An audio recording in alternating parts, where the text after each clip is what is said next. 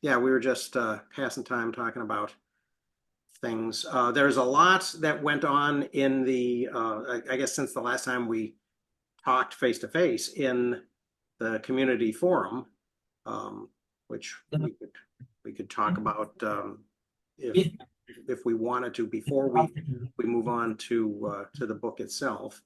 Annie's not going to be able to make it today, it looks like.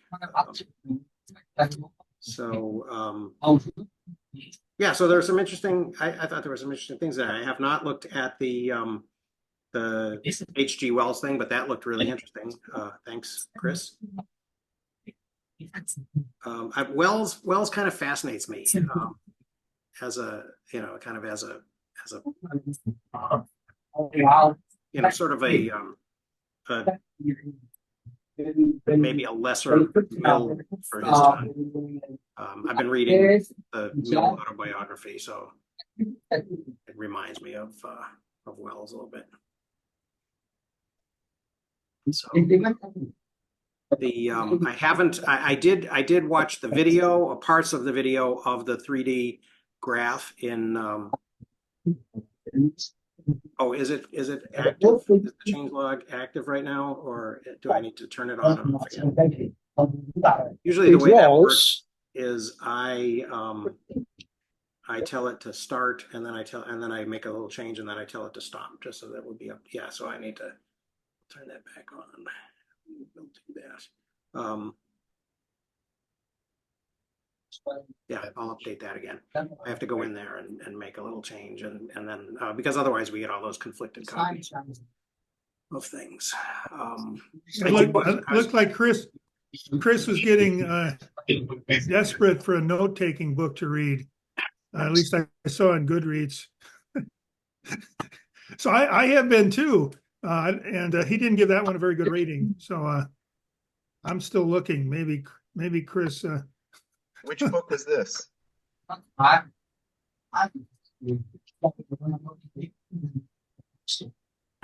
it's been so long since I've been in Goodreads. Which book was that you're talking about? Oh, just a second. Maybe I can. Didn't you read? It was like oh, maybe I got you somebody else from the group wrong, but it was. I probably let it tell that might have been me. I might have let the automation tell it that I was reading something. It was a book about the great books. It was really kind of mean spirited. I thought it was the David. It wasn't the David Denby book. It was the other one. I haven't started the David Denby book. It was by Alex somebody or other. Or maybe it was Pat. Did Pat? Maybe. Yeah, the one that I was looking at was called. It seemed a great idea at the time. It was by Alex Beam, and Beam apparently had a long-term axe to grind because he apparently was a Yale guy and knew Adler or had taken a class with him or something, and it left a bad taste. So it was weird. It was a kind of a weird. And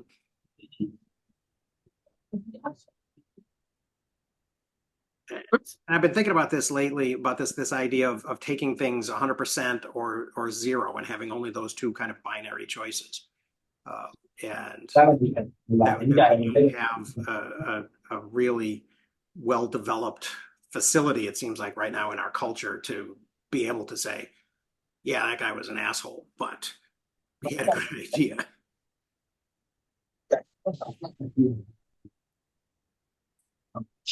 Yeah, I think that was one of the things that struck me on the H.G. Wells piece was he's writing almost a decade before the great books comes out. And he's talking about a very highly edited, well-maintained, essentially a Wikipedia done manually at his time. And I presume he's doing it in a context of knowing a little bit about Paul Otlet and some of the prior. I don't think he mentions Otlet's version, but he does mention Diderot and a few others, if I recall. But it's interesting to see how he takes sense making from a big public perspective, kind of going into something. And I think as a historian, or at least enough of a historian, I don't think the popular public thinks of H.G. Wells as a historian anymore. No, nor do historians, but well, or he's got enough experience, I think, at least even as an amateur, that yeah, I think for in his time he probably would have been sort of better regarded. Yeah.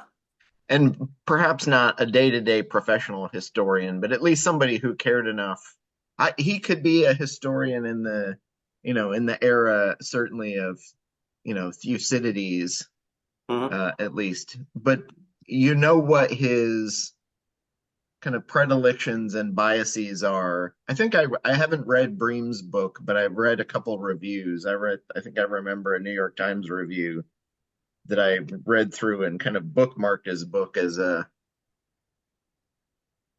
and mostly I even was looking at it from the perspective of what did people think both at the time that series came out, and what do they think of it now? Or even how do we look at, I've seen a bunch of, ed tech people now looking back at Eliot's, 5-foot shelf of books as well as, was that a good thing? Was it a bad thing? Was it and right now, today, I think of it, or I've been thinking about it in the last 2 weeks as there is some kind of core base commonality, some common ground that we all have culturally that helps feed who we are and pulls us back together. Meanwhile, most of social media and the algorithms are tending to want to pull us apart and take us away from having some kind of common ground. Right. But, the way I think most people think about the 5 feet of books in either set, because they both are almost exactly about 5 feet, is that, they're old, dusty material that don't matter anymore. Yeah. But the problem is all the baggage we've got now stems from all those books. And so if people, which would at least suggest a reason to know what's in them. Yeah. Well, it's one of those, I sit and watch TV with my 12-year-old daughter, and almost everywhere there are cultural references to things she's watching, and she has no idea where they come from or why. And she just, but she's seen them in multiple. There were 2 shows we watched. I've been going through the John Hughes oeuvre with her, and there's a scene where Judd Nelson is climbing through the ceiling tiles in Breakfast Club, and she's like, "Oh, I've seen that same scene in 2 of my TV shows." And I looked one up, and it turns out one of them was definitively a direct reference. And the title of the episode of the TV show was called The Breakfast Club, but it ostensibly was about 20 other things. So unless you knew or had seen The Breakfast Club, you'd have no idea. Right. But I think that's how most of culture is reacting now, is we're reacting to those things, but I think the broad populace is just totally missing all the cultural references to the things before. Yeah. And they don't have any idea. It's like we're all swimming in water, but we have no idea we're in the water. Right. Or this is a conversation that has been had, right? Yeah. And you can't, and we're picking it up, sort of in the middle of it. My impressions of the Beam book were, again, I did feel that it was a little bit mean-spirited. He talks a lot, he complains a lot about the door-to-door Britannica salesman aspect of it, and the kind of the merchandising aspect of it, which I think would have been interesting if it had been more metaphorical, right? If it had been sort of a metaphor for, the way culture sort of lands on these things as its kind of its go-to stuff. I mean, I've been reading the Iliad right now, and I was reading it in the set, which was turned out to be a translation from what was it, Samuel Butler, the guy who wrote Erewhon, right, from 1898, and it's not bad. But now I'm listening, and subsequently people have said, oh, you should have got Lattimore, but instead I got Emily Wilson because it's the most recent one, and she her essay at the beginning of it on translation and the culture and all of that was really, really good. So I've been listening to that, and I went down Thursday. Yesterday I came back to the Twin Cities, so about 4.5 hours each way, and listened to it in the car on the way. And actually I had to turn it off because it just got to the point of I couldn't deal with another guy getting speared through the eyeball or, through the throat, or his eyeballs popping out, or, and the constant looting of people for their gear, right? Because that's the big element, right? You have to not only kill them, but that you have to be seen to kill them. And the way that you demonstrate that you killed them is you steal their armor. But that's why you have money, coinage, anyway. Yeah. So, But before we get too far down this line, I have a question for Mark. We are clearly a bunch of note takers about books we read, and yet his first statement outside of Hawaii today was something from Goodreads he hasn't got a note of, and he doesn't know who said it or which book it was about or what it was said. And I'm all expecting the answer. So how am I going to get? Yeah, I was trying to find it. I can't. I looked it up in Goodreads. I don't, because I know Chris is on there and Pat's on there, I think. I mean, for me, that's the connection, and I don't know if I got the wrong name, but it was a somebody writing about their personal experience with taking notes, and I do see some other ones from Chris, but not that one. So maybe it's, and I must admit I have this. but he had convinced me not to buy the book, so I didn't get any further. But I have a sympathy for Dan and his 100% to 0, and not much in the middle. But I was also reflecting for other reasons on our earlier Graeber book, our first Graeber, when it turns out that just before we started reading that, there's a podcast, YouTube type podcast thing called What's Politics, and their supposed episode number 10, but episode 10, 10.1, 10.2, 10.3, 10.4, because it was a bigger thing to chew off than we thought, is the review of the preprint chapters and one or two of the papers that Wengrove and Graeber did before the dawn of everything.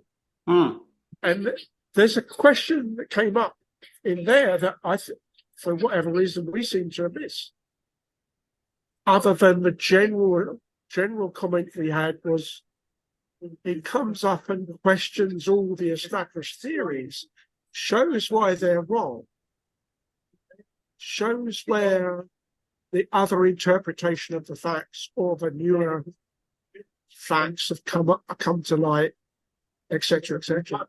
Then he never seems to take that one more step, say, therefore we know what the solution is in terms of, the hunter-gatherers aren't slaves to the tip of a bloody spear, stroke, spending 3 days tracking the bison that then escapes them and then wasted 3 days, as in the hard life.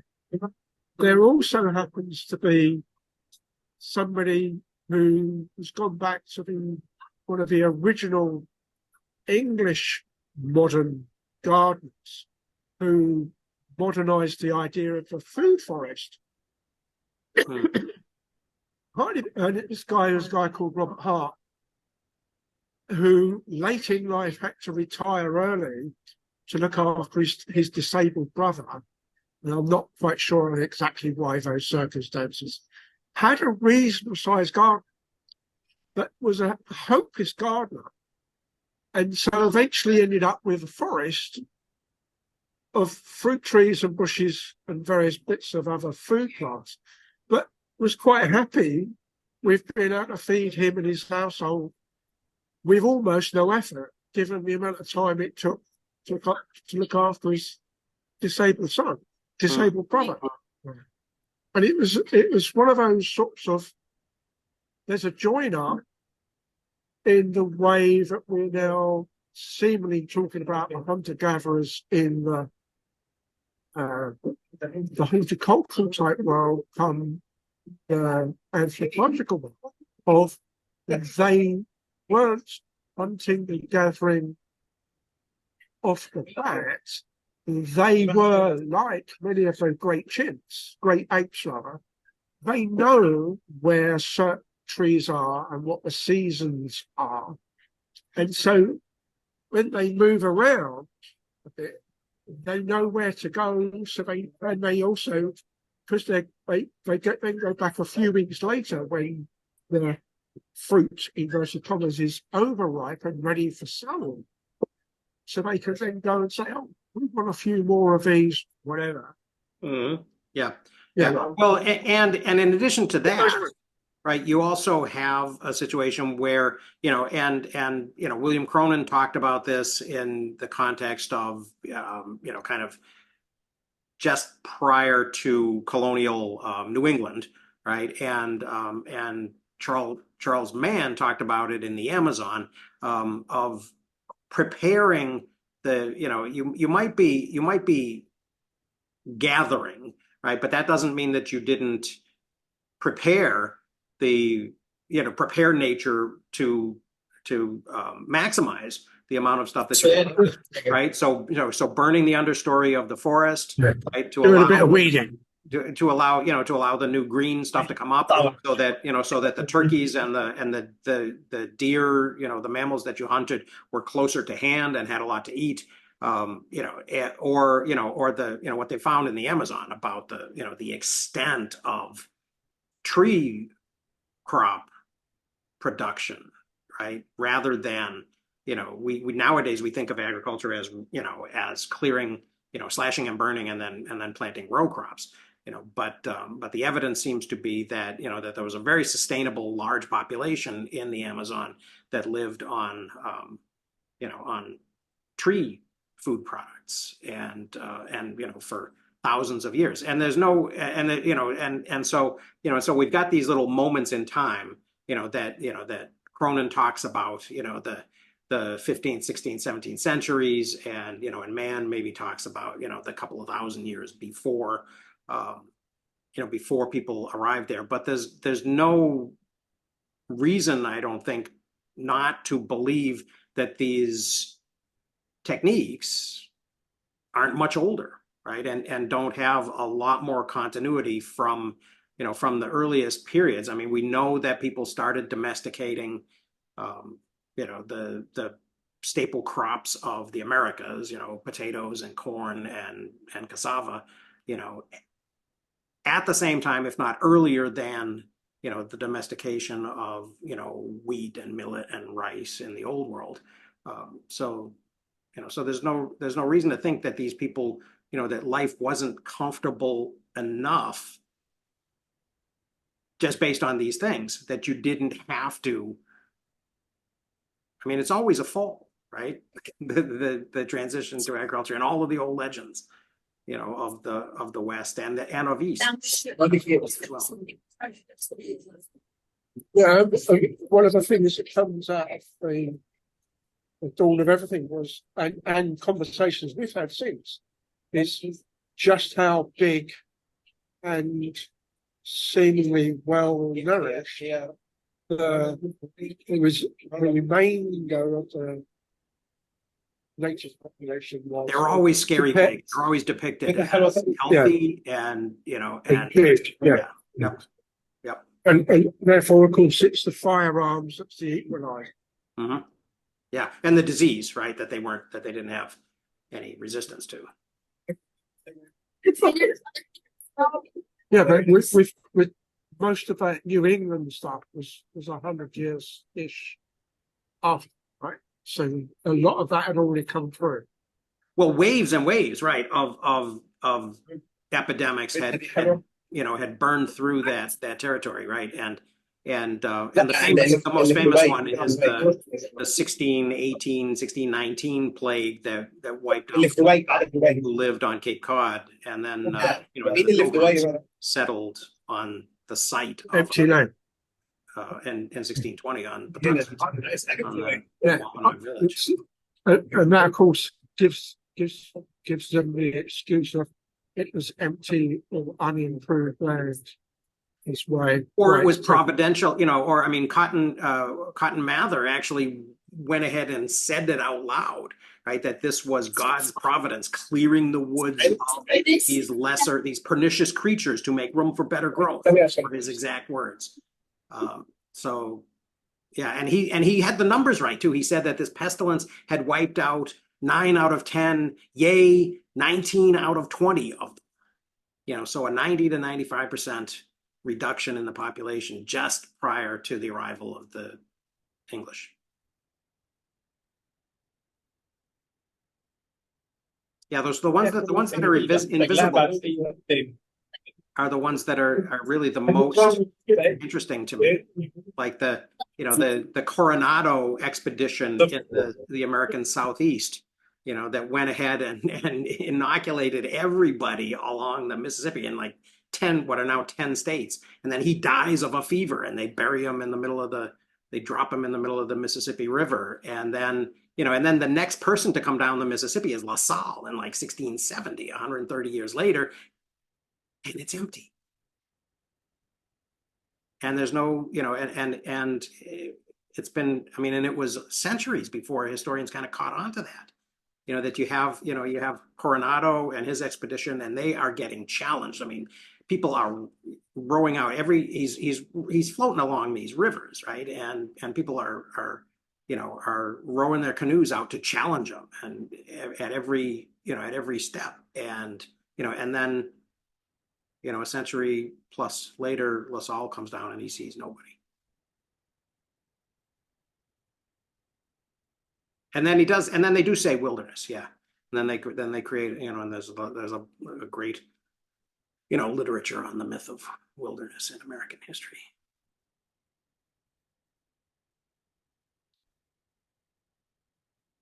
So other things that have happened in the community forum. I didn't see Curtis. What did Curtis McHale have to say about Nazis on Substack? He's unsubscribed everywhere on Substack. Apparently. Oh, Curtis unsubscribed. He's off. Have you seen some of this stuff about Nazis on Substack, Dan? Well, I had previously unsubscribed to the guy who wrote the original article in the Atlantic. Because I read him for a while. I did subscribe to him on Substack, and I thought he was kind of. I just didn't like his approach. So I was already sort of not a fan of his. It's been very weird. Yeah, I've been trying to avoid it, but it's kind of hard to avoid. Why? What have you been discovering Well, about it, I've- Chris? I have seen there had been issues with it before. I don't know when Substack started a few years ago and they were actually doling out money to people to write. Mm-hmm. They were giving it to all the same usual people and not helping to support kind of new voices or different voices. Yeah. So they took flack from that. But over the past 2 or 3 months, there's been kind of a growing drumbeat of evidence of Substack kind of giving additional platform to pro-Nazi, neo-Nazi, incredibly racist writers and giving them space and platform, in part because they're making money by doing so, which I think is an issue a lot of people have. It's like, if you want to give them platform and space to write because it's a free and open internet, that's one thing. But they seem to be giving preference to and helping to pay and support some really super fringe writers. Yeah. And so there's been articles in the New York Times and the Atlantic and dozens of other places that have hit in the last 3 weeks. That's the detail that the one that's referenced by Curtis picked up on. It's not so much you're having an open free speech space. It's the reason they are growing is that there's money involved and you're taking that money. Oh. Because, Substack takes whatever it is, 10 or 20% from whatever we pay you writers. It's a little bit less You than not pay 10%. me. Yeah. But yeah, it's whatever the percentage is. And therefore, there's the usual thing of we're not willing to control better those people that we make money out. Yeah. That stops us making money. Well, and now I want to just in a sort of Adlerian sense, I want to clarify the terminology for a second.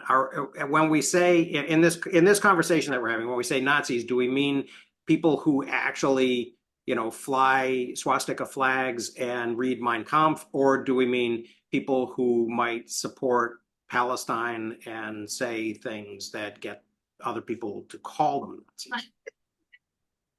Well, the ones I've picked up on are, Confederate swastika running racists. Okay. Now, if you then want to basically, if you then want to tag me onto that, because there is an element of support for the underdog in the current little tiff in that small, tight circle of the Old Testament, then I haven't been yet disowned by my Jewish friends, none of whom are actually Israelis. But then neither have I been disowned by my Palestinian family. So jobs are good. So keep walking that knife edge. Yeah, absolutely. But it was in the context of when that join up the family happened. There was the sisters who were married to two very different people. One of whom was a Catholic Republican Irishman. The other one was a Protestant Englishman. Into which the Palestinian pushed himself. And I was sitting on the outside thinking, do I really want this sort of argument over the Thanksgiving, Christmas table sort of thing? Yeah, that sounds like and then dinner table. Yeah, absolutely. Yeah. For my sins, I ended up by doing so, and as soon as I'd done so, moved 130 miles down the road quick. Anyway, but then also in that sense, Palestinians were the reason I first came east of Suez back in the 70s. So to go and come and see the refugee camps. It's just when the PLO was still very much the PLO and blowing up the OAC airline. That's good. So I travelled out on a Jordanian airline plane because I'd never been a bit like Rain Man saying Qantas has never had an accident. At that point, the Royal Jordanian airline had never had a hostage take. Came back British Airways and got almost thrown off the plane.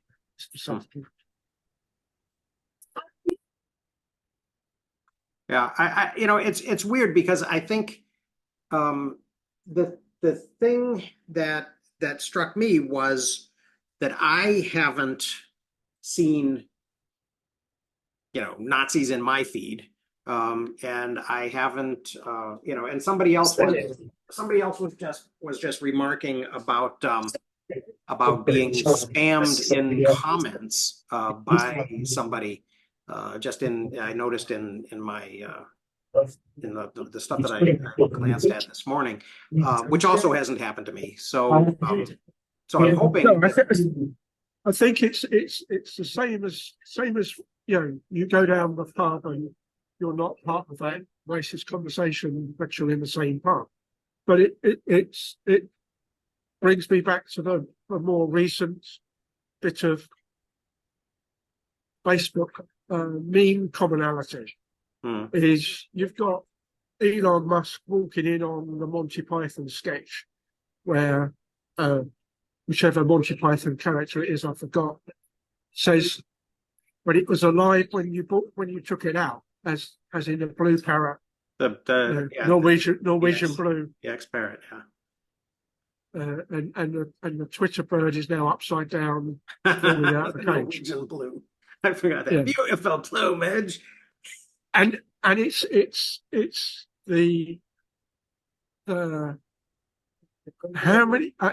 Of course, there's an element of what Chris was saying earlier about the Breakfast Club and the ceiling breaking or going above the ceiling. There's an element to some things that we all know because we're of a certain age, and we also know where spam comes from as opposed to internet spam. But we also know that it's okay for lumberjacks to wear dresses and bras and stuff. So there are multiple ways of referencing who knows what, when, and why, and then where else does it pop up? And it's also weird though that certain conversations get categorized, right? And so it becomes sort of easy to identify somebody as a bad guy. And actually, I'm looking at the things in the chat. Atlantic, I rarely read anymore. The New York Times I never read. The Verge I don't read that much. So it's interesting where the argument is being had. But for example, things like topics seem to be identified with positions sometimes in ways that I don't necessarily think are altogether accurate, right? Or encompass the whole thing. Like, for example, replacement theory in America. The idea that that we're moving from being a mostly white to a not mostly white nation. And this can be, this conversation can be had in a lot of ways. It can be had based on demographics. It can be had, it can be had from a particular point of view. But it's an interesting question because I want to try not to assume that anytime somebody says the word, I know what they're talking about. I mean, it's that question of terminology again. But that comes back, I think, in part to my question that was partly answered by John last but one time we met, about what's the analysis of the current book, for instance, that we know that Graeber's being an honest truth, the whole truth and nothing but the truth, rather than coming at it with a very particular agenda to try and push something in much the same way as we felt with the earlier Graeber book, The Dawn of Everything, where partly because of a rush to finish and partly because of a lack of editing done, we felt he didn't actually construct the argument that well. Mm-hmm. But this is an older book, and I think, if correct me if I'm wrong, I think we're probably all reading the update revised copy. The 10th anniversary, yeah. 10 years up down the line. Yep. So there's no excuses this time. So, and I said, okay, I'll see if I can get a conversation going with an AI that would actually give me, are there radically missing contrary papers that he should have been able to access, et cetera, which I still haven't got around to doing properly. Well, and one of the things also is that so that's the conversation. Well, but it's I think what I was coming to is that it's how is your silo and your random walk around your bit of the internet so constructed such that you miss the oddball item, which is why I'm not leaving Substack just because Curtis left, and I quite like what Curtis does some of the time, because I don't go to Curtis for political education. I go to Curtis for a bit of techie information. Yeah. You know? Well, and even in his techie information, Curtis tends to be a very binary guy. So well, he doesn't like Windows for sure, and I'm a Windows person, so you know I know that I get a decent amount of useful stuff from other OSs simply because they're not really OS dependent. They're workflow type ideas or tricks and tweaks and things that you should be able to do in Windows. Maybe you can, maybe you can't. But if you can't, then you go look for something like Zapier or ITTFE, or whatever it is, to see if you can't make those steps automated, etc., etc. Right. So let me go back to the Graeber comment, or the comment about Graeber. One of the things that has struck me since I guess sometime between reading The Dawn of Everything and reading this is that Graeber is, I mean, it's like a historiographical question, right? I mean, Graeber is, if he's going to do a literature review, it's going to be the literature of anthropology. And so, and I think that has a different set of assumptions, and it has a different, I mean, it's a different conversation than than what the historians, or even probably the archaeologists, although Graeber and Wengrow seem to have kind of managed to see eye to eye.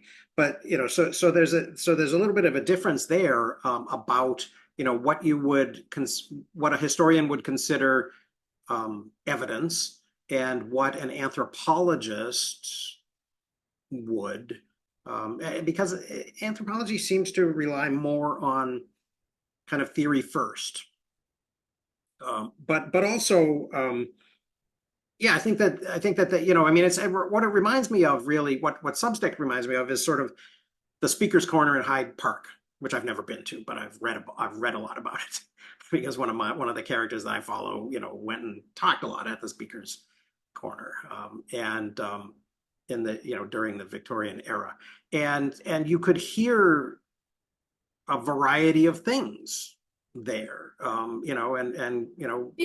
going from, traveling from one crowd to the next, you could hear things that were antithetical to each other, right? And completely opposed, right? And different silos, different realities, but coexisting in that space. Yeah, I think that the problem is that we're talking about, we're not talking about the open internet. We're talking about commercial platforms on the web, and that does complicate things.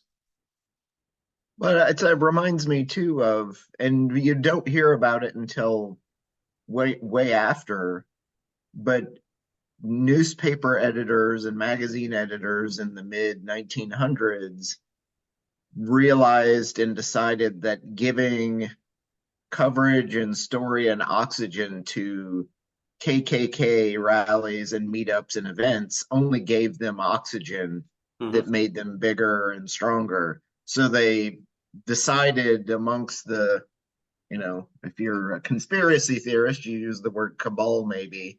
They decided as editors in the middle were going to not cover this stuff and not give them that oxygen, which then helps the people at the fringes think this is a normal mainstream thing that's okay. And so that shut out that conversation. But now, because of the way media is structured in an internet era, we're seeing that issue again. And so it's a question of, is the corporate entity that is Substack going to say, we're going to throw out the couple million we could make on supporting and giving platform to these people with some really, fringe views? Or are we going to risk giving them platform and losing out on a huge swath of people in the center or the left to throw that over? So, and obviously, there was Twitter sold for $44 billion. And, the latest versions I've seen of the evaluation, some of them go as low as 10 to 15 now, if he were to be able to sell it. Although, honestly, I don't think anybody in their right mind would come out and buy it. Right. Much less have that money in their bank to be able to make that as a purchase anyway. Well, at this point, so like jumping on a grenade. So he made a decision, I'm going to go this direction, but I destroyed a massive amount of value in terms of the platform he had, just as an example of what happens when you make those decisions. So the question is, does Substack continue to grow, or does something like this become the arrow in its Achilles heel, to make a reference to book number 3? To the Iliad. Yeah. Well, okay. So I was writing furiously as you were saying that. I listened to another thing that I listened to on the way down to the cities or back was Eric Weinstein talking to Chris Williamson, I think, on whatever Williamson's podcast is. And Weinstein said something about, because he's the IDW guy. He said something about culture, right? And he made a point that we should, that in the past we used to have this, the ACLU would fight for the Nazi march in Skokie to be allowed, but culture took care of why that didn't mean the Nazis won, right? Because there was something in the culture that that precluded that, and and now we don't have that anymore. We don't have it's kind of ironic, this whole great book discussion too, right? We don't have a shared culture that will prevent that. So it doesn't work the same way when we say, free speech absolutism, because there's no countervailing force. But the idea of engagement, right? I mean, I think Chris, what you were saying is that that they would have passed up a huge revenue opportunity, perhaps, if they had prevented this Nazi, but probably in a broader sense, all of this more right-leaning, conspiracy adjacent, real, really, disengaged from the mainstream narrative stuff. The question that we've never asked really is how much. I mean, you were talking about an era when they were paying people like Heather Cox Richardson to write on Substack and stuff like that. But and the question that we've never asked is how much did leaning that far into that worldview, kind of a very left, kind of woke or proto woke, sort of a perspective, already have a negative impact on their. Oh no, their I suspect that they were funding people on all sides, mostly knowing, and because they're VC backed, we're going to spend a lot of money up front in hopes of having a big mass audience. Mhm. So you go out and you throw the seeds where they are. So I don't think they were. Okay, so The just people customer who I acquisition think all, they all were across the spectrum. I think they were, but Yeah, the people like they were being called the task force for not giving platform at that time were people of color, people who were, gender fluid or non-binary, Mhm. and or shutting them out. And is that supported by statistics, or is that anecdotal based on who's the most vocal critic at the time? Go ahead, Eric. Well, I think a lot of it was people who had those voices who were trying to get into that system to get a piece of that money Mhm. were not being given any of it because they were spending their time and effort to go after people who were bringing eyeballs to their Right. platform. So names. I'm trying to remember I want to say it was the folks, was it the New Republic maybe, who that had collapsed and they left and brought Yeah. hundreds of thousands of eyeballs to Substack as their platform of choice so that they didn't have to build a new platform and deal with all the technical issues, and they could just keep doing their political writing. Or they were chasing after the old New York Times people who were leaving and bringing eyeballs with them because they had readers already. That's what they were focused on. And so they got called out for, you're giving all this money to all these big people who already have voices and platforms already. But that's what that venture capital is going to do. They're going to do that, and worry about all the rest later. So another thing that I think kind of brings some of this into high relief is you can look at the example of major sports organizations like the NBA, the National Basketball Association, brings in players from countries outside of the US.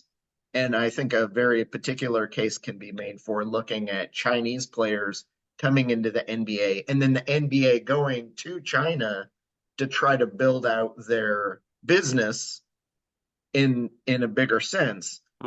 It becomes much more difficult for them to be super pro-America, nationalistic, America good, China bad. They can't send that message because they're trying to build in a new multi-million-dollar, billion-dollar business enterprise in China, which is tenuous at best when they start to go out. So when issues come up about what China is doing or not doing, and someone goes to the NBA, what's the NBA's position on this? They're going to be dead silent because they can't bash China, or China locks them out of the country. Right. So it's that same platform issue, but seen from a different perspective.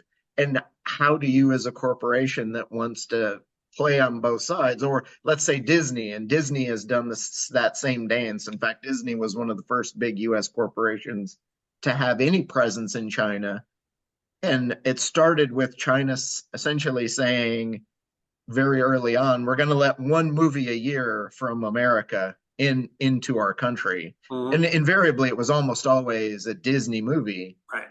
But it also meant that when they want to make something like Mulan, they have to be way more culturally sensitive and or modify or change those movies for distribution in those territories, or they just don't get that business. Right. On the other hand, why does the NBA have to take a position on the Uyghurs? Yeah, and that's the thing though. But the problem becomes people are going to ask. They're hardcore fans that make all of their business in America. If they care as a bulk, as a group, or if they care about other issues, you know, technology, world trade, whatever it is, Uyghur or otherwise, they can't not say anything, because not saying something sends a message. Hey, we don't know, we don't care. That's not our space. So whether they say something or not, they may irk their core fan base, who then totally destroys the, you know. So yeah, we could make $1 billion in China, but we want to protect the 5 billion we're already making in the US. Right. So you know. Yeah. So, Well, and that's where you get things like corporate speech, that you say something that's saying nothing at all. I was just thinking of the butt beers as well. Actually, the All In guys mentioned that yesterday as well, that they're, you know, that maybe we've peaked on the interest in corporations, you know, not sticking to their knitting and having, you know, and having opinions and you know, and pursuing social objectives and things like that. So so maybe that is, you know, maybe that's something that we're, you know, that we're kind of seeing a peak in 2023, and it'll, you know, things will change in 2024. Whoops, there's my thumbs up again. Good Well, old AI. since we're an hour in and no one's mentioned the West Wing yet, I'll let everybody have a chance to raise their mug. But I you know, I'm reminded of the Percy Fitzwallace, you know, episode where he walks into the room where they're talking about letting gays into the military or not, and he says, well, you know, half a century ago they would have not let me into the military because I wasn't good for, you know, yeah, military morale and corporate and cohesion. You know, yeah, blacks would disrupt the unit. Guess what? We did, and I'm the Joint Chief of Staff. So he then chucks a pastry on the plate, says, "Shake a stick at it." And then like 3 episodes later, the Palestinians blow him up.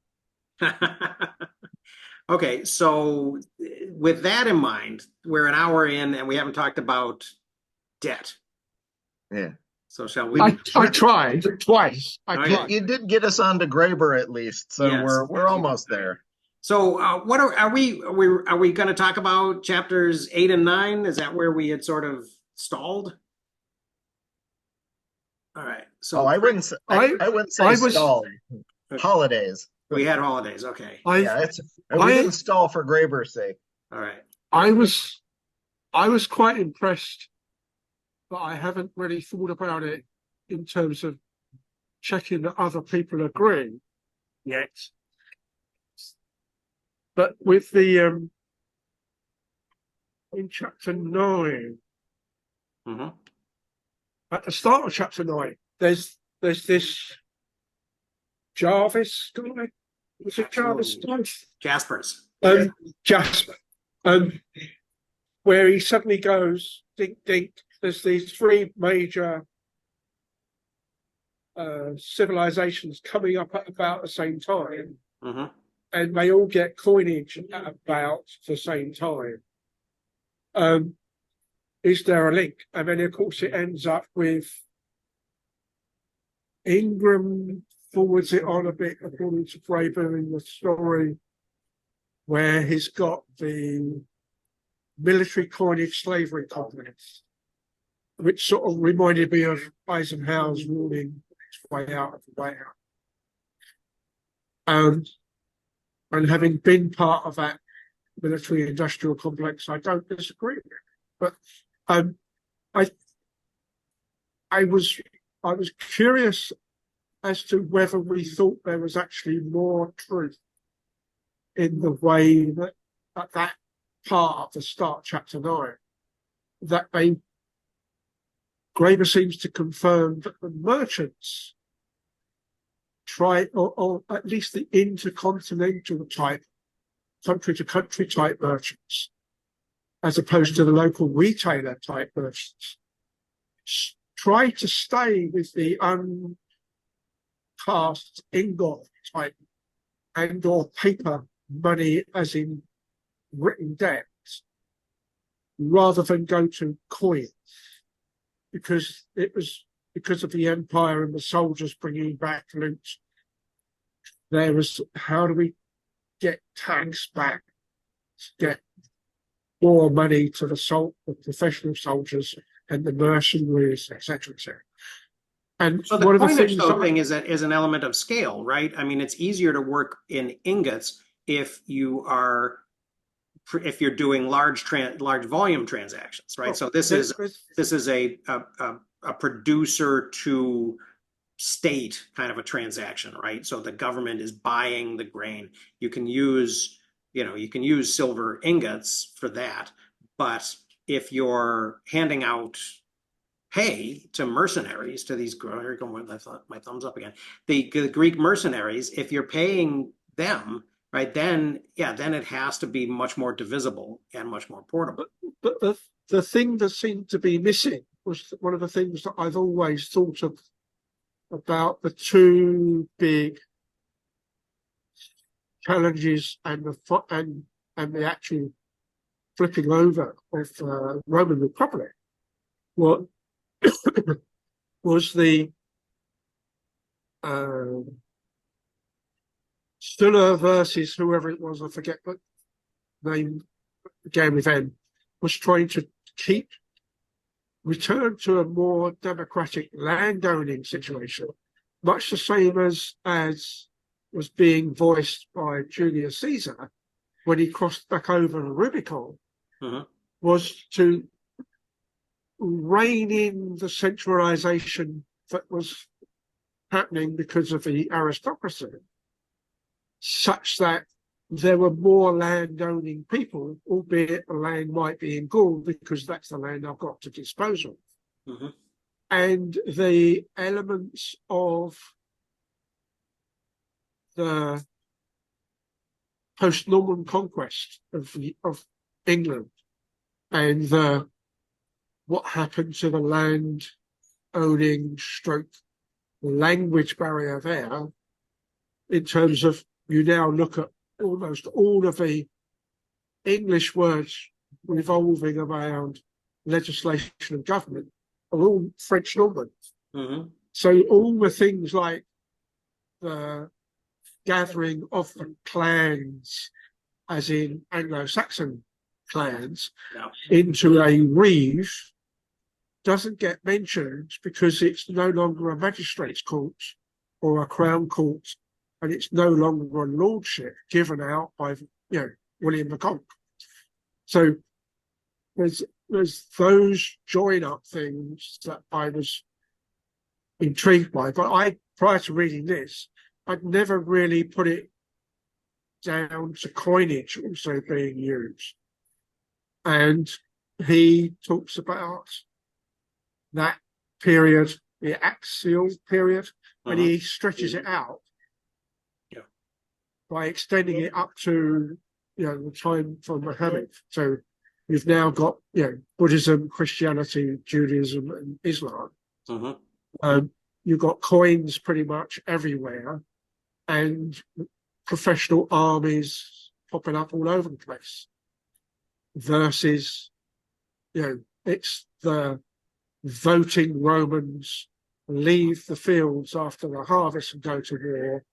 And there's those temporary Greek fighters coming from the landowning people because they have got the time to practice and the time to get the armor and the money to have the arms, and even more money to get a horse versus general conscription.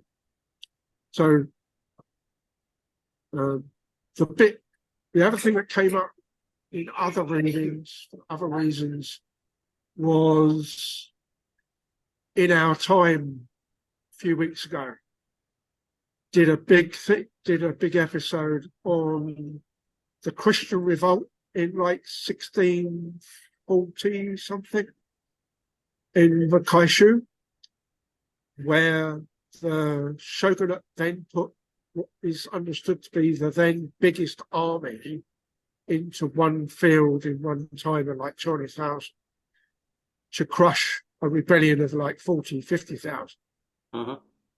And for other stupid reasons, they ended up by having to do it by siege.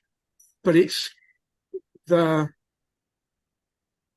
landowning, and therefore the Japanese money was all based on, this is a year's worth of one person's worth of rice, a ku.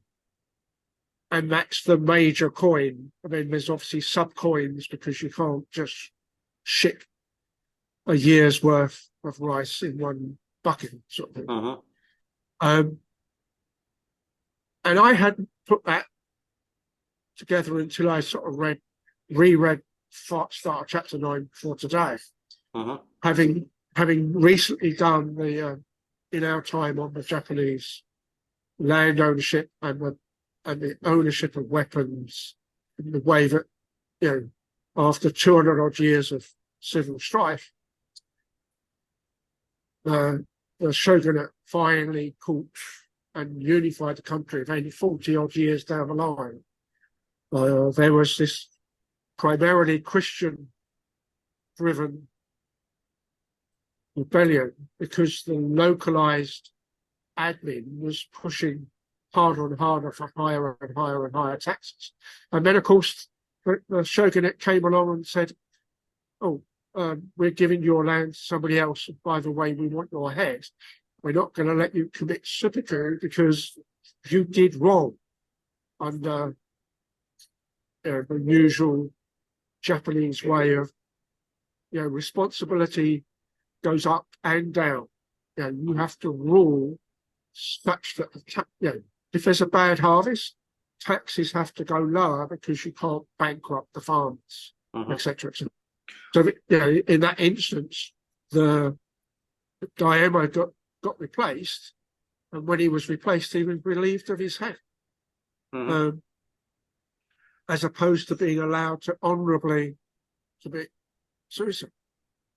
So all of that kind of relates to this military coinage slavery complex that you mentioned, that Graeber sort of extrapolates from Jeffrey Ingham, and that seemed, to answer your initial question, that seemed to work for me. I think, I don't know about extending the axial age from 500 BC to 700. 80. That was a little bit more problematic. Although I will mention that the Iliad, 700-800 BC, right? And so these are these are people who are just kind of in the deep breath before that kind of all begins. But isn't it also what we were talking about a couple of weeks ago about women, right? This sort of alienation or separation from community that actually allows something like slavery to get a foothold, right? That you don't have that if you have continuity, right? And that's the thing about markets too. That's the thing about capitalist transactions in economic theory also, is that they're imagined to be one-offs. They're imagined to have no context. There's no prior relationship that creates any type of expectations, nor is there any you know, it's a moment in time, right? It's kind of the still point in the turning world, right? So everything else is not counted in order for you to actually count that one thing. So you know, so is that actually a binary? We were talking about binaries earlier. Is that a thing that you can have one or you can have the other? You can have context and connectedness, or you can have transactions that you can count.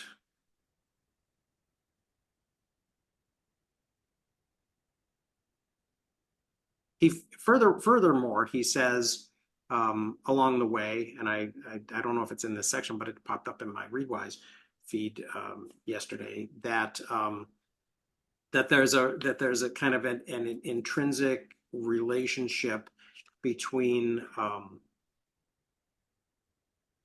debt and you know, that you can't think of religion in terms, this goes back a few weeks, right? In terms of debt, your debt to the gods, until and this is sort of that, maybe that primordial thing that he was talking about, which I didn't really buy as completely. Primordial debt theory, that you can't, you know, that it takes this kind of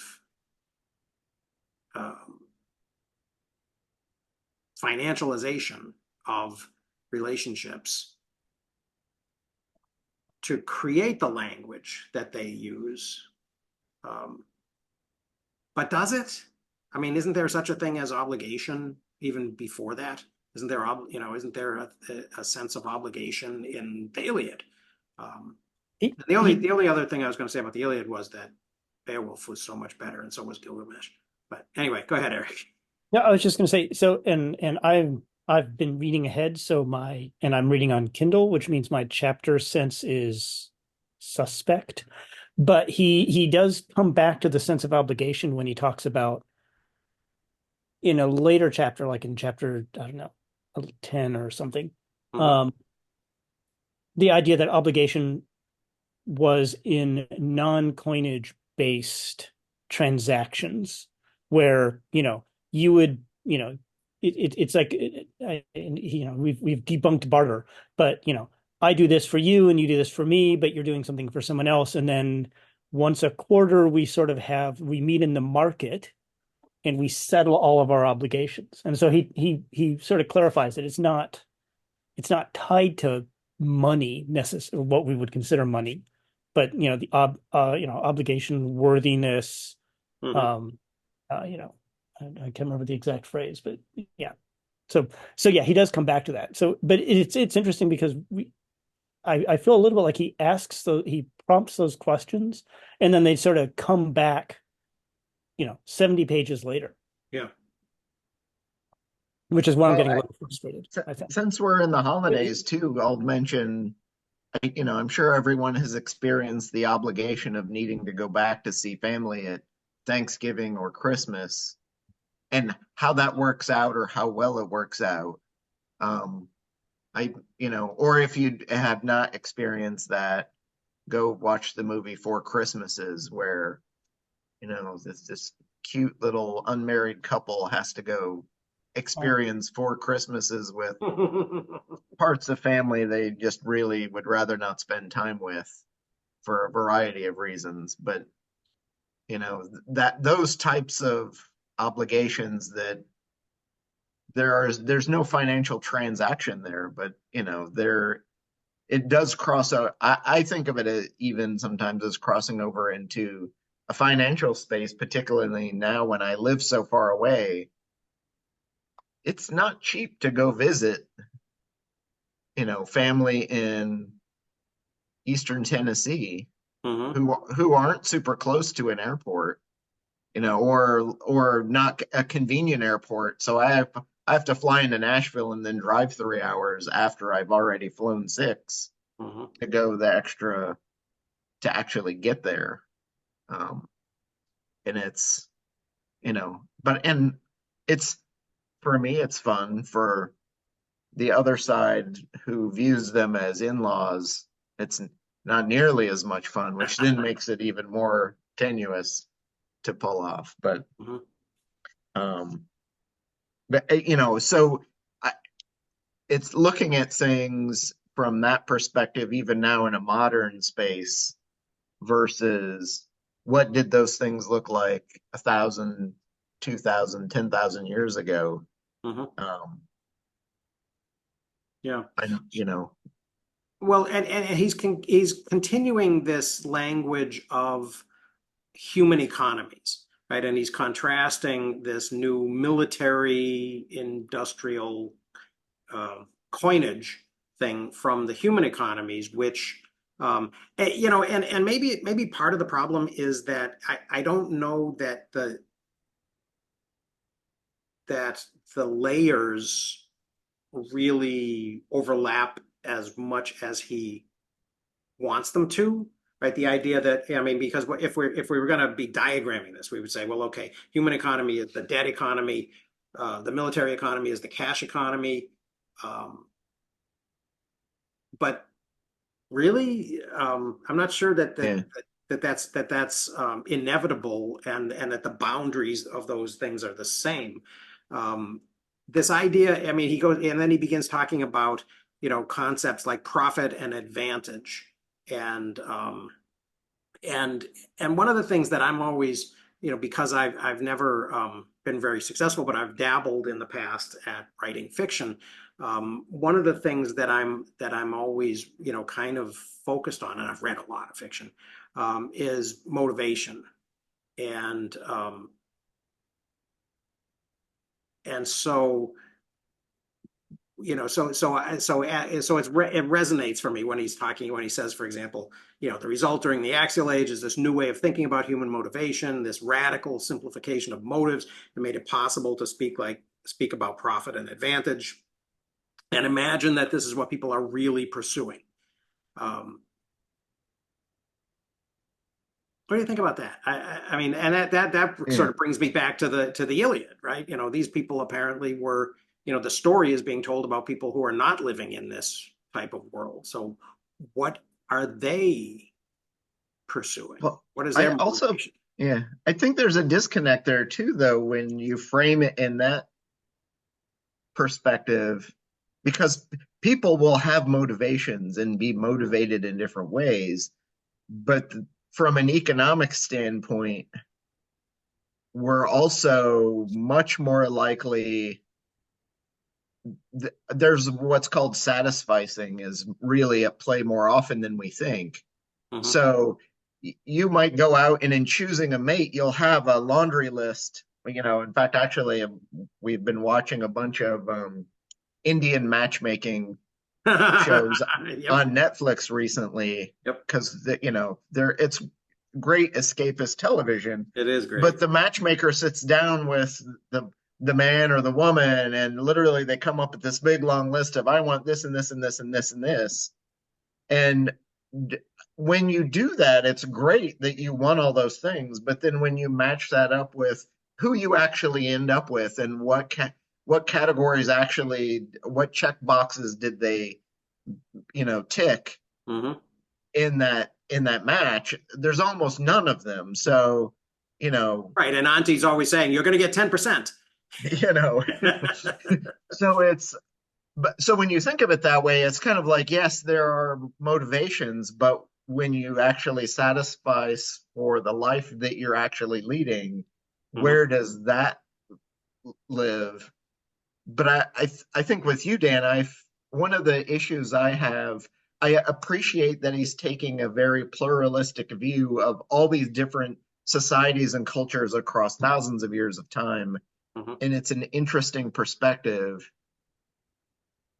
And there something interesting may fall out of it in terms of where are we now. Mm-hmm. But you also then have to look at these societies in deeper context for where they were, who they were, and what kind of cultural background they have.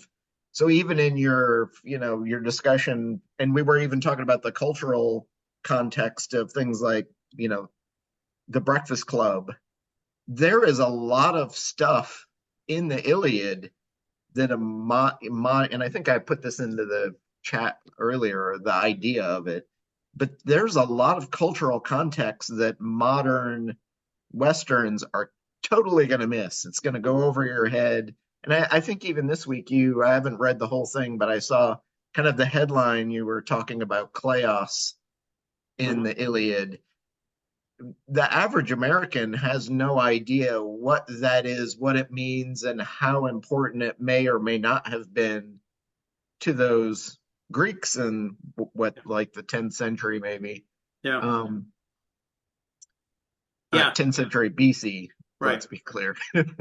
um, that we just don't have. Or, I see all kinds of, I'll sit in a Starbucks and be working on something and hear two people next to me having a Bible study. Mhm. And I find it hilarious how horrifically they can manage to mangle first century AD, Israel, Palestine historical contexts and reread that text into a modern setting with meanings the original authors never in a million years had. And it's one thing that it's been translated through probably 4 or 5 different languages between then and now, which also does not help. I think like you, I picked up a copy. I think it's hiding somewhere up behind me.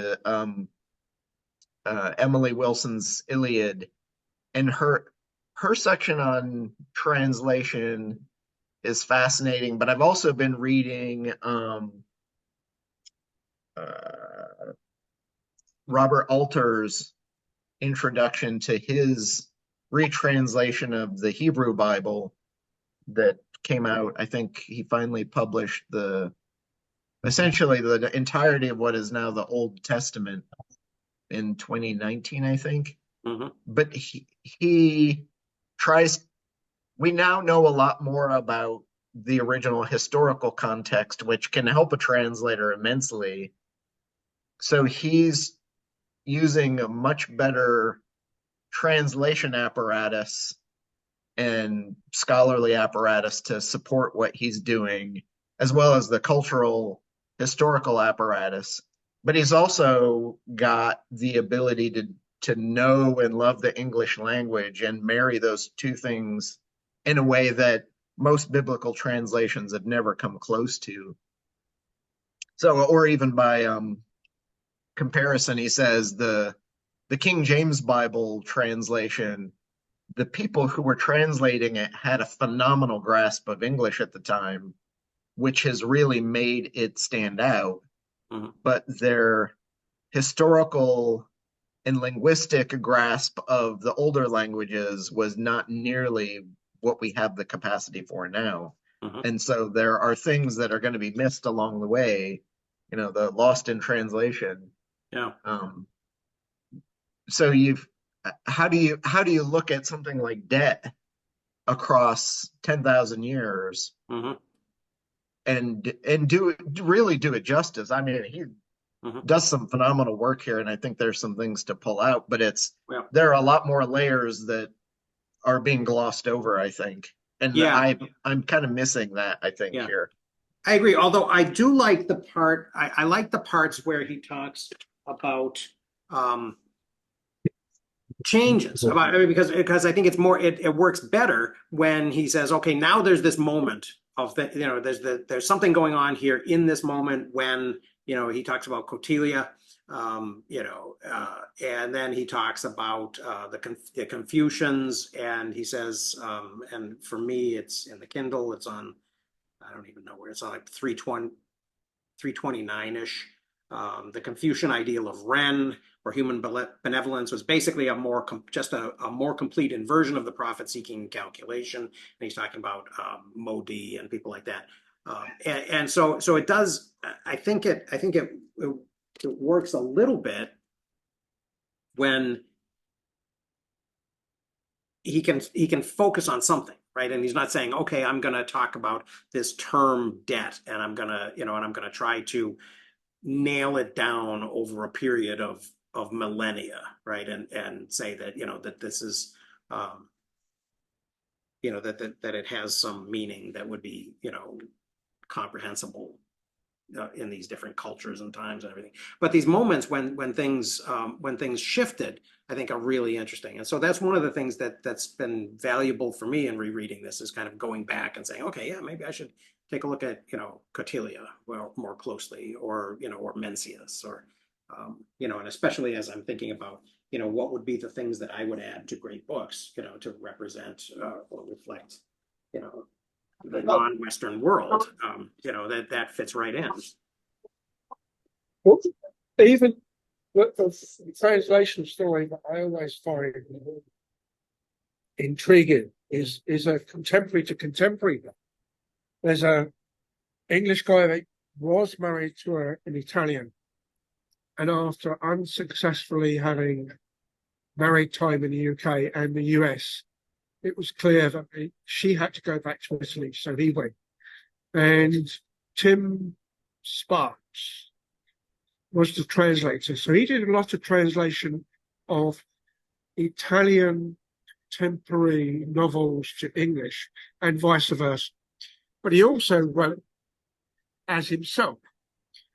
And the point of the story is, when he was writing as himself, his English editor had to keep sending some of the stuff back to say, explain this. And what he was doing was literal translations of Italian idioms, such that they didn't make sense in it, or they had no real comparative items, particularly literally, in English. So it was a lot of, the usual dialogue conversation suddenly went, what? Why are you saying whatever he was saying? But of course, in theory, the editor got them all, so we are not privy to being able to pick them out of his own stories. And it's that sort of thing, as is the contemporary conversation where theory as a word means that the theory of gravity is not quite a proven given in some conversations. Mm-hmm. And you have to wonder whether that person has ever been defenestrated or not. And if so, why not out of a 60th floor? So, and even before I came here to work, when I was working across Pan Europe, there, I had stupid type issues of translation where I'd got, what was the common? Oh yeah, Portuguese electricians, but were managed by a Bosnian Serbo-Croat type person.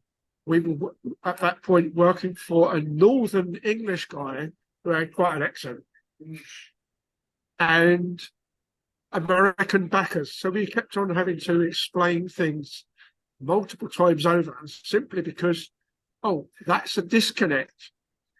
Oh, you mean a switch? No, I mean an isolator.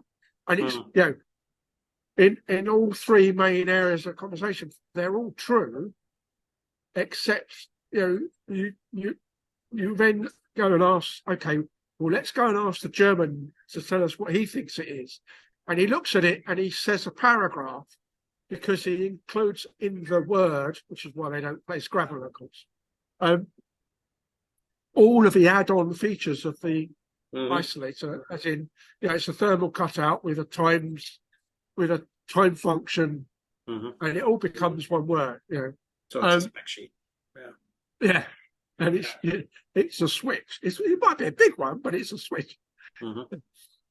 And which is interesting when you think of one of them comes from a desire to reduce the thing to its most common element, and the other one is from a desire to be as specific as possible.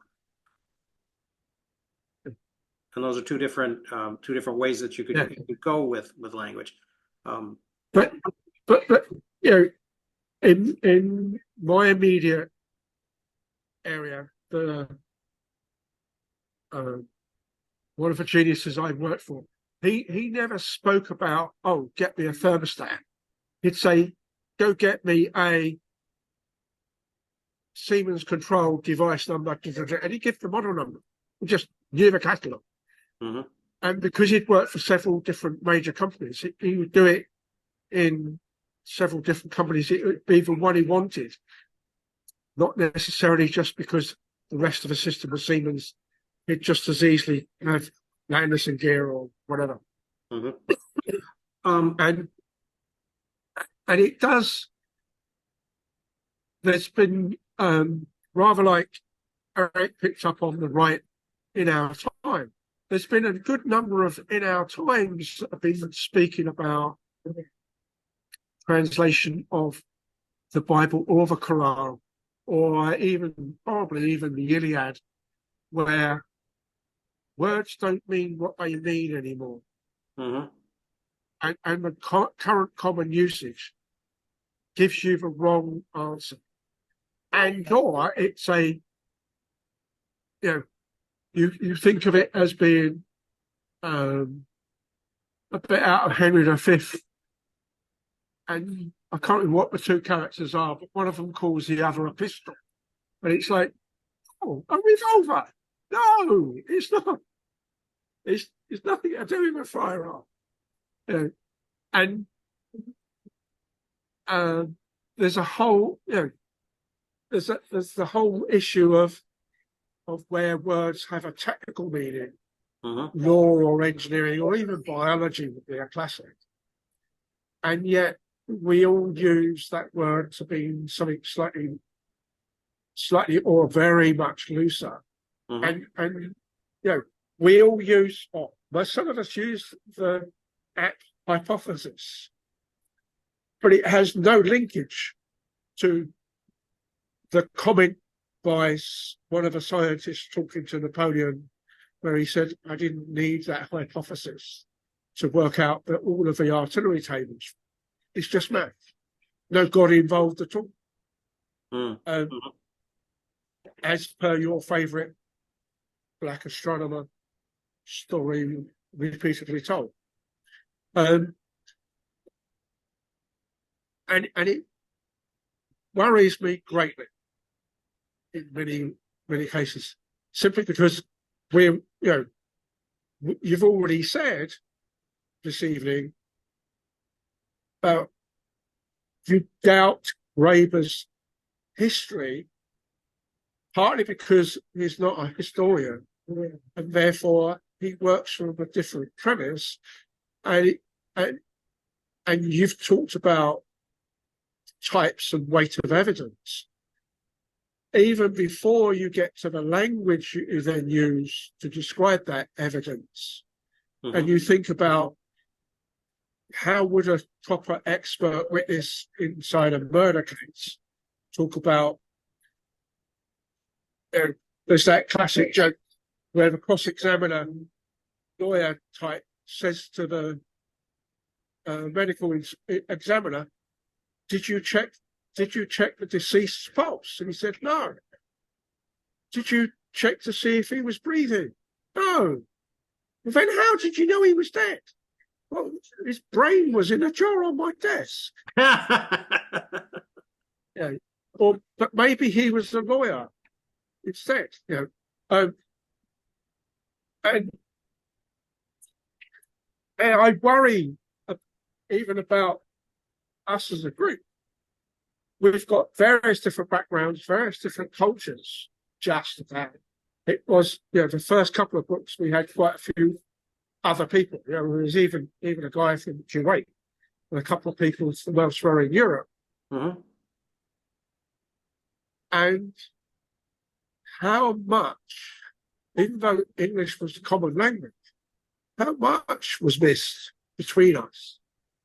Even when we'd read the same material and could put the same Collins, Oxford, Cambridge, or Chambers dictionary, because obviously the ones beginning with M are not valid because they're not British English. How much we missed, how much we thought we understood, but didn't really. Well, I think if we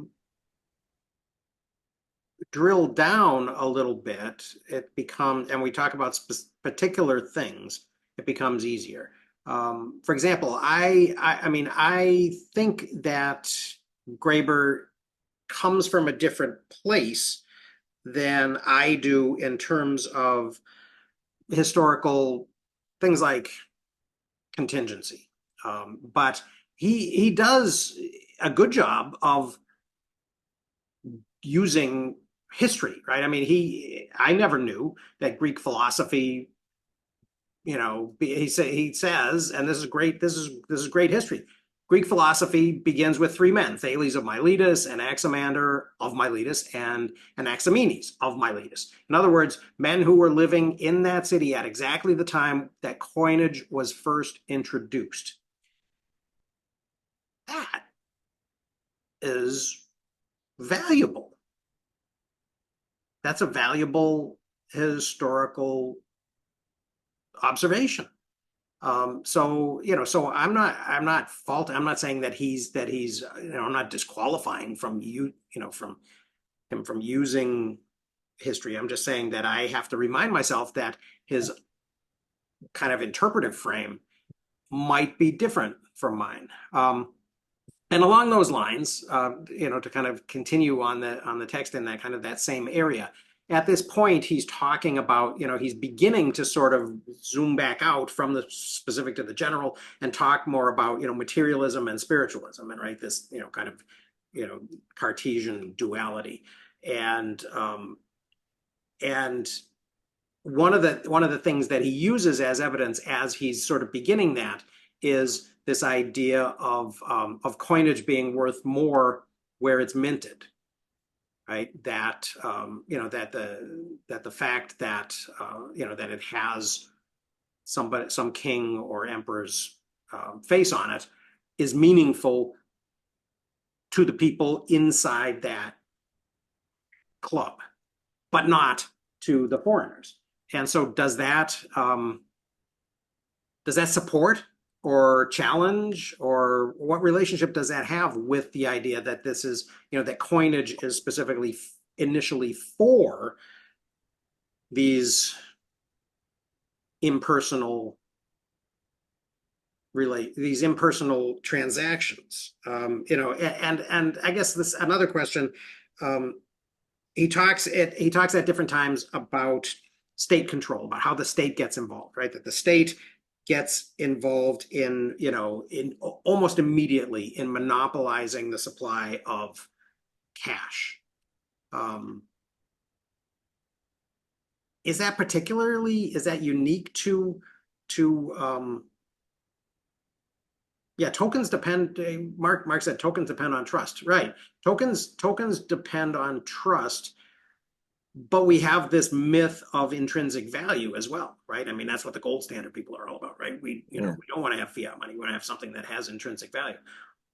Well, what gives it intrinsic value? It's just a more universally shared belief.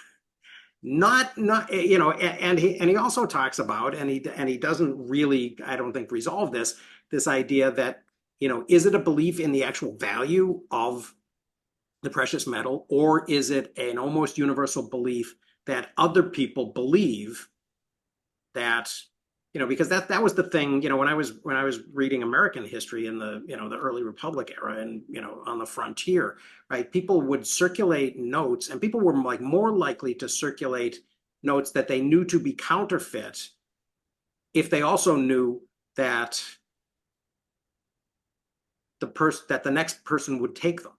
Right, so the actual validity of the note wasn't as important as the certainty that you could continue circulating, so there's something going on there. Well, there's also the power of having, let's say a coin with Julius Caesar's image on it that everyone knows, that also helps to prop up Julius Caesar's position as, the godlike figure in society that is making society what it is. Mm-hmm. And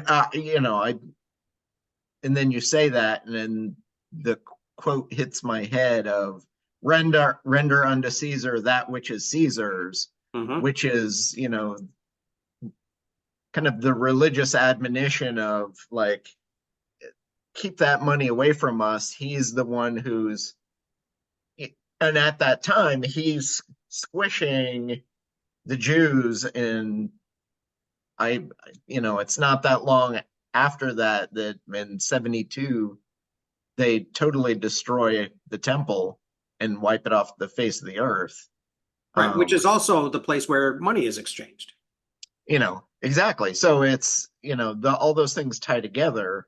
And it's just outside the scope of what we're reading this week, but I have also read ahead a little bit. And I think I put a little note into the community chat that I think it's toward the end of chapter 10, that he pulls an angels in Thomas Aquinas. And I was like, oh, Dan is just going to love this part. Yep.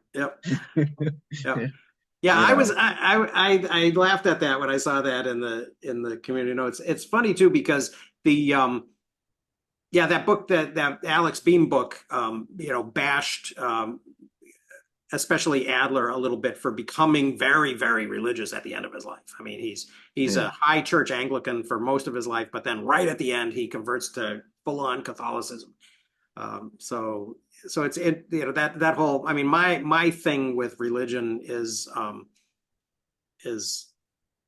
mean, I don't begrudge it being, I thought it was a little weird that it's the first term in the Syntopicon, but I get how how you can't really talk about Western culture without talking about Christianity. It is kind of this whole question of kind of tracing these paths from this leads to materialism and this leads to spirituality. It's a little bit surprising sometimes. He does say axial age spirituality is built on a bedrock of materialism. What does that mean? It's deep. Yeah, he does in the fourth paragraph, beginning of the fourth or fifth paragraph, right after the block quote in the materialism 2 section. My page would be 332.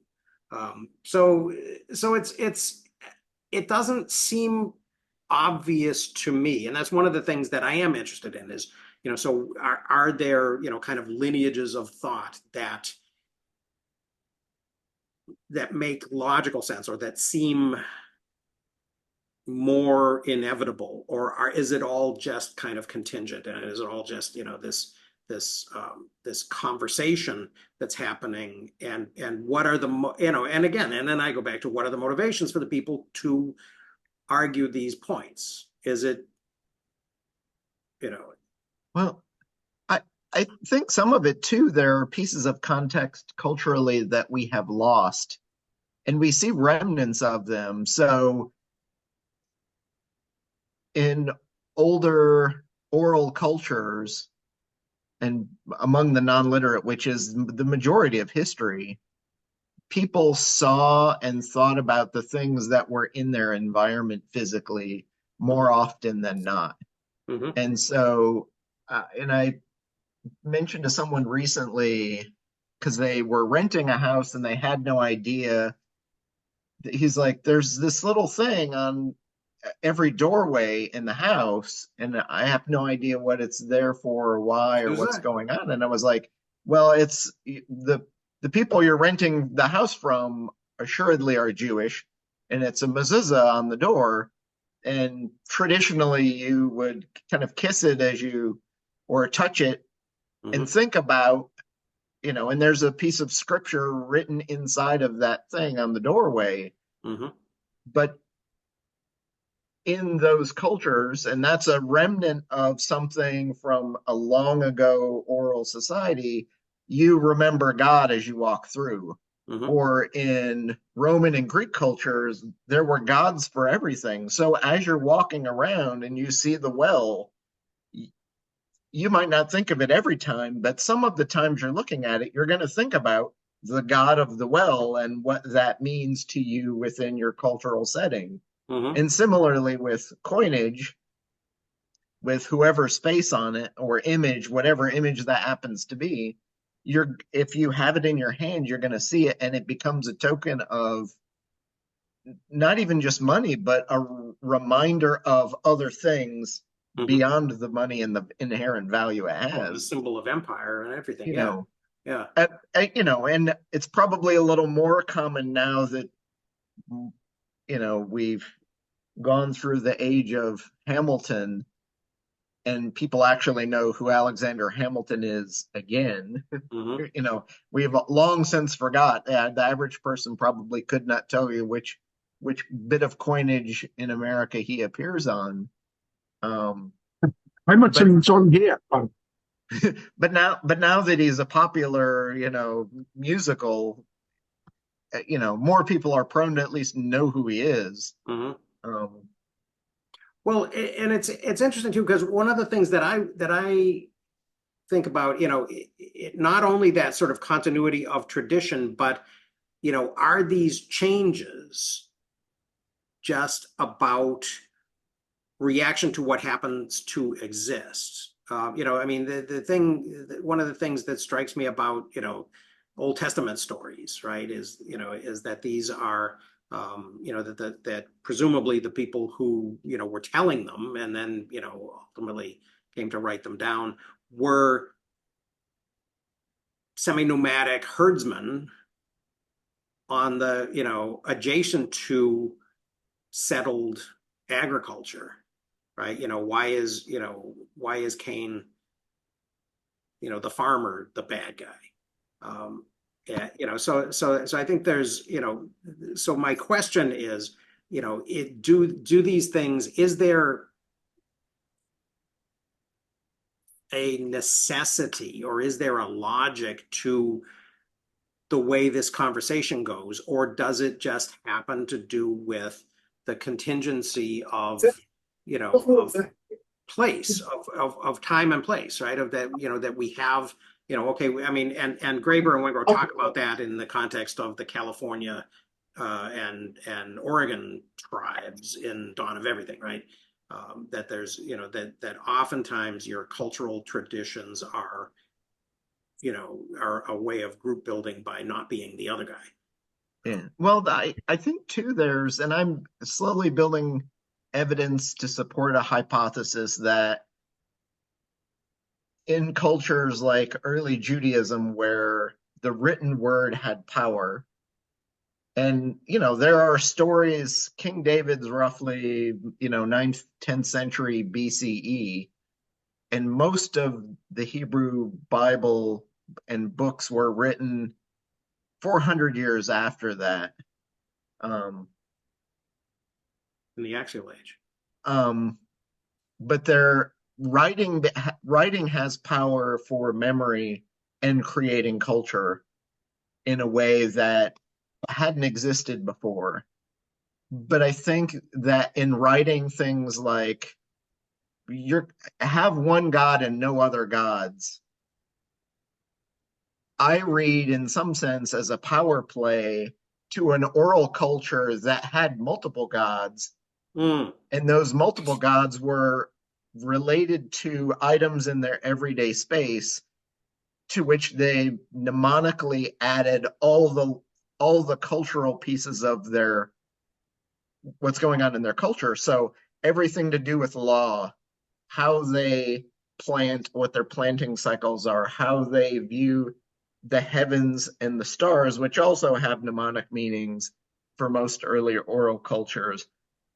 But by saying have no other gods and get rid of all these graven images, all those graven images are the things that hold the power and all the knowledge of that culture. So it would be the equivalent to saying to Nicholas Luhmann, throw away all your index cards and All get your rid notes. of them Yeah. because I have a better way of doing things. And to him, that's where all his knowledge and power is sitting, in those index cards. And yes, he'll remember bits and pieces of them, but if he throws them away, he's throwing away his life's work. But if you imagine doing that on a cultural level, you're shifting all the power from the people into a small class of people who have the power of literacy, not all of whom did. You know, then if we kick off from where Dan started this process of defamation, with the illiterate shepherds, he forgot fishermen. And you brought the fishermen back in by talking about, we know what the stars are, where the stars are, and the linkage to that is we therefore know what the seasons are, the time is, and we can navigate by that. On that basis, and by following the one true God, the 6-week walk from Egypt to Palestine, why did it take him 46 years?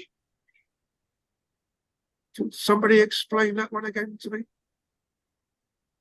Having walked some of that walk, it's not that difficult. You can cross the Negev desert quite easily. Lawrence proved it several times. In beating the Turks as well. Not just ambling across in peace because the Egyptians had let you go, and you wiped them away by washing the deserts, like British blood washed the spears at in the Swallow day before Hawk's Drift. So I'm still interested how all these people that are pastoralists and therefore in part nomadic, but also in part fishermen that navigate very well, suddenly get lost in a desert that is full of very particular features. Like the 7 sisters, 7 pillars, which you can see if you ever go and bother to watch the David Lean film of Lawrence of Arabia. It's a very particular lump of rock in the start of the desert, on the way to Aqaba, which is a nice place. Same as Elat, really. They're next door to each other. But I mean, Dan's put in "Have One God, Have One Book." There is that classic meme diagram of why you're reading all of those books when all the answers are in this one. Which has always been a giggle, especially given the translation conversation we've had.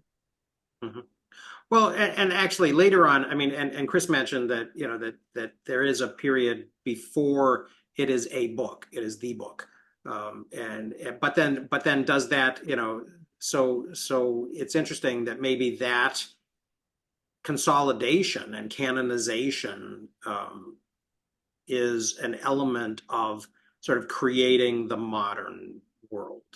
And then it later on, of course, it runs into the idea that that you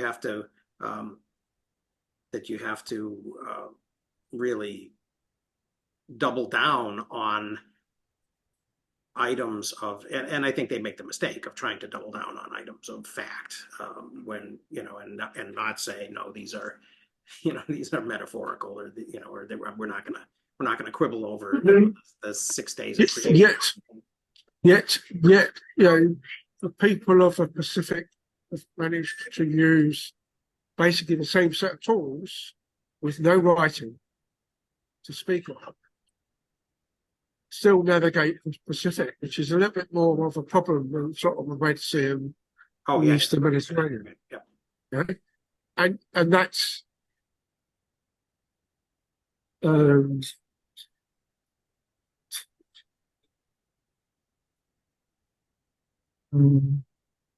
that's rather telling given they must understand that the Earth is a sphere to that amount of geometry in and such a meaningful way, and yet we still suddenly all of a sudden seem to have people who are absolutely convinced that we've got a flat Earth. And I still don't know what they think is on the other side. But we'll see, I suppose. When I get my ticket from SpaceX to have a look. So, okay, so we've moved sort of from the specific to the general here. We're talking at the end of this chapter about this war between the spirit and the flesh, the noble idea and ugly reality.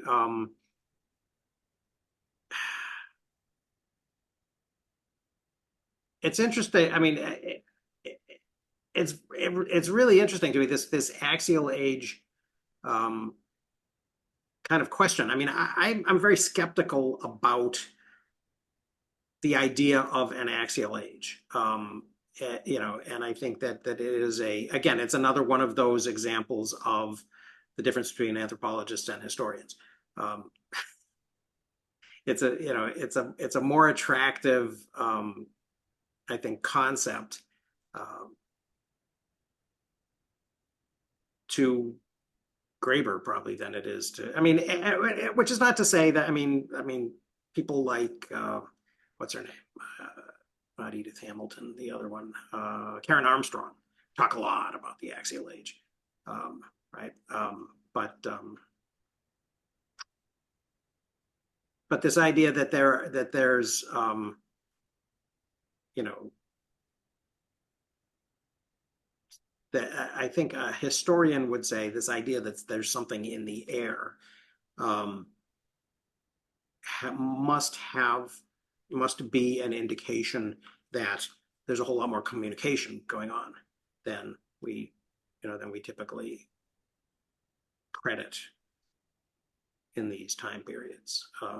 And that would be really interesting if there were any way to, actually, grab onto that and demonstrate that at all.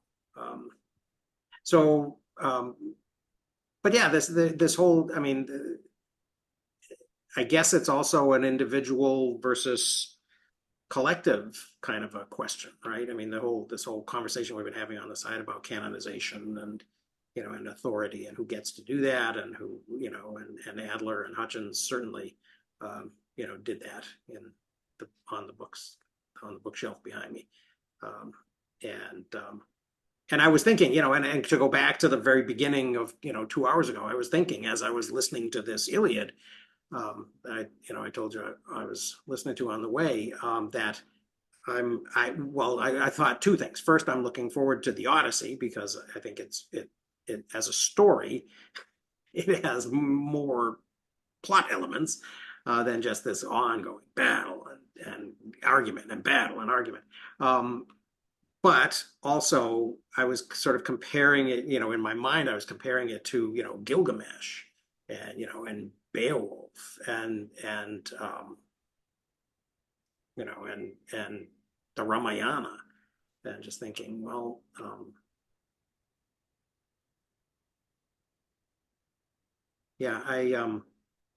I'm looking forward to the Odyssey. I've got that kind of queued up, ready to go. And then, but then it's on to Herodotus and Thucydides. So we'll see how that goes. And I am actually at some point going to try to follow the Syntopicon essay on history at least, and follow his little threads and read the things. One of the things that Alex Beam said in his sort of takedown book was that the Syntopicon was mostly done by undergraduates getting paid $1.50 an hour, And so a lot of the links are BS in his opinion and aren't really meaningful. So I'll be checking that. Yeah, I'm curious too, because I've not heard or seen a lot of people actually using the Syntopicon for the reasons it was created. It was almost kind of like there's all these books, and people were if they read them, they were reading the books. They were not reading the Syntopicon. Mm-hmm. And I have, other than our conversations about it, I've not heard people using it as a reference to delve in to find, people kind of digging in at a deep level. Mm-hmm. Although hearing Graeber talk about angels and Aquinas and capitalism, I almost think that at least he's aware of that as a method of scholarship. And he may have done it on his own, but it's quite easy for him to go and pull out this thing and use it to pull out references. Right. But he's obviously been thinking about this for a while, because the other thing I find interesting too is throughout the book, all the chapters or big sections start out with interesting cultural quotes that directly are informed by the stuff he's talking about. Yeah. So he's not only been collecting and doing some method of reading and note taking and writing that we all have been doing, but he's also doing it in roughly the same way. Now, whether you use notebooks or index cards or obviously he did not use Obsidian because it didn't exist really until he was dying. Yeah. And chapter 10 begins with Aquinas. But he's, it begins with Aquinas, and then towards the end of the chapter, it gets into angels and in those tidbits. But he's able to, at least in selectively tipping out his card index, he's doing it in a very educated way. Yeah. But he's also only, and I can take your criticism as him as an anthropologist and not as a historian doing this. He's putting his own voice into the bigger conversation, which someone is going to pick up. Criticism. I was just saying he's part of a different conversation. Well, yeah. It's the conversation he's had, to me at least, is interesting for where we are today. Is here is at least an attempt at a presentation of a broad array of ways this has been done in the past, or description that brings your attention to how these things were arranged in the past and how can we then going forward. And I think at the beginning of The Dawn of Everything, he and Wengrow go out of their way to make the point of, if we know what has happened in the past and how people have arranged things, we can at least pick and choose from that menu of what might be the best things on that menu for where we're going from here. Right. Even if they're entirely random and contingent. Yeah. Yeah. I don't think a lot of rulers or leaders in the past had the ability to look back or had the education or knowledge of other cultures to be able to say, you know what, if we arrange our military and our salt stocks and our coinage in just this way, the Roman Empire will go on for decades. Prevented people from crossing the Rubicon. Yeah. I have been doing a lot more reading and thinking about the decline and fall of Rome, and a lot of after they restructured in the empire, things became much more tenuous because you didn't have this bigger group of senators to rely on holding and gluing things together. But the leaders and rulers that did exist after had much and much less historical knowledge and education of where they were and how to do things. They learned in the fires of where they were at the time, but didn't have the broader knowledge and education that the people before them had to be able to know, oh, I'm getting into trouble here because they only see their own experience rather than the experiences of the hundreds or thousands before them. Mhm.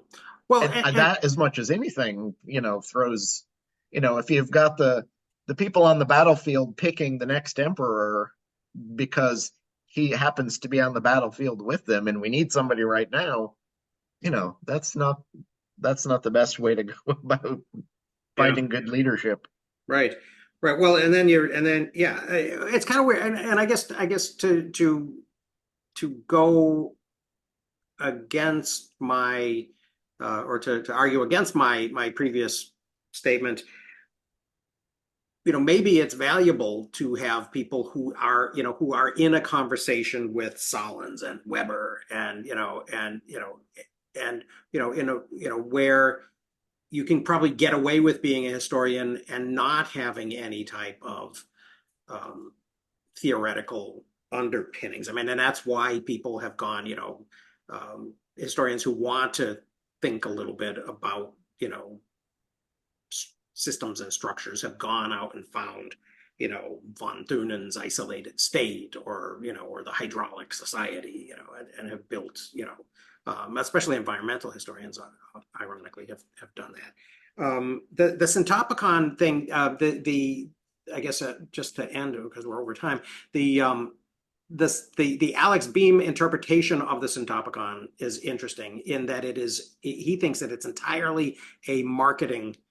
It's entirely about marketing. It's entirely about saying to people, no, you don't have to read that entire shelf. It's way too, the shelf is too big, that the 8-point font is too small, the double columns, you're never going to read it, but you could dip into it, and we'll give you this tool that will allow you to dip in and read passages and get the advantage, and impress your friends and family and, and employer or whatnot, and have all of these social advantages based on some type of a less deep, and so it was a way.